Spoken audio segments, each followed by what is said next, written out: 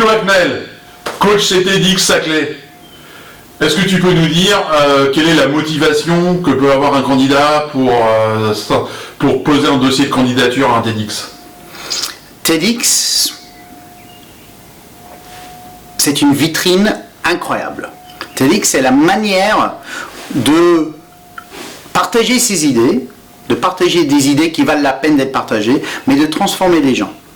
Pour moi, une présentation, c'est toujours l'occasion de transformer des gens, de faire en sorte qu'ils se disent « D'accord, je ne savais pas ce que je viens d'apprendre, j'ai appris quelque chose de nouveau, je suis heureux de l'avoir appris et j'ai envie d'en savoir plus. » Et à TEDx, si vous avez une idée qui vaut la peine d'être partagée, c'est juste une vitrine, mais absolument merveilleuse, qui va vous permettre de transmettre cette idée au plus grand nombre, tout en apprenant comment aborder un public, comment parler en public si vous n'avez jamais fait l'exercice, et surtout comment le faire dans un temps court, en étant assez simple, parce qu'il va falloir pouvoir l'expliquer à des gens qui ne sont pas experts dans votre domaine comme vous, et puis de rencontrer des gens, parce que c'est un exercice autant de prise de parole, mais c'est un exercice humain, de rencontrer des gens et de pouvoir échanger avec eux, et ce que vous allez en tenir dépend de ce que vous allez y mettre. Mais je pense personnellement que ce que vous allez y gagner, c'est non seulement en partageant vos idées, mais en vous inspirant des idées des autres dont vous allez vous imprégner dans l'exercice. Et alors quand on passe entre tes mains, plus exactement quand on a la chance de passer entre tes mains, entre le moment où on découvre et au moment où on en ressort, qu'est-ce qu'on a appris? Qu'est-ce qu'on a appris sur soi? Qu'est-ce qu'on a gagné?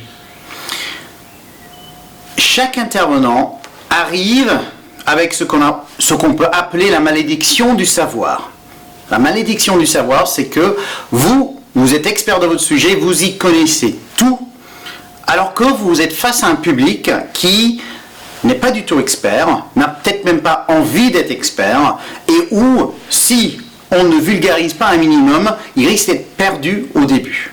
Donc, mon rôle, le rôle de mes collègues en tant que coach, spécialisé dans les TED, dans les TEDx, c'est de vous aider à bien parler à ce public, à vous adapter à ce public, à préparer quelque chose qui va capter leur attention dès le début.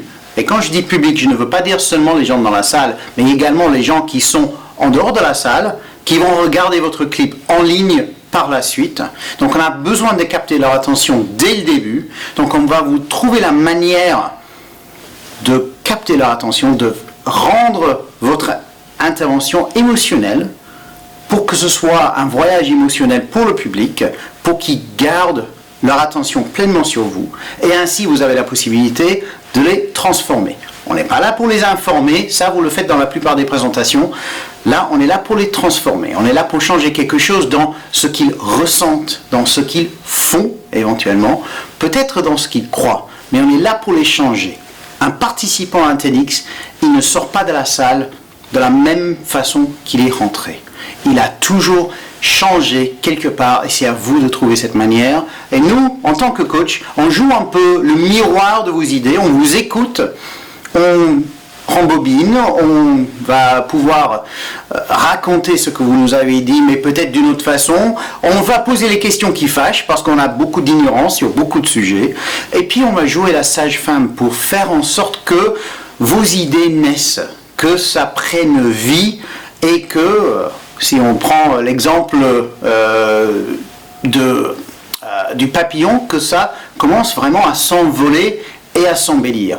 Et le résultat, c'est le talk de votre vie. C'est la présentation dont vous pouvez être fier, la présentation qui va être votre carte de visite numérique, visible de tous. Merci Phil, en tout cas ça donne vraiment envie d'y aller. J'espère bien.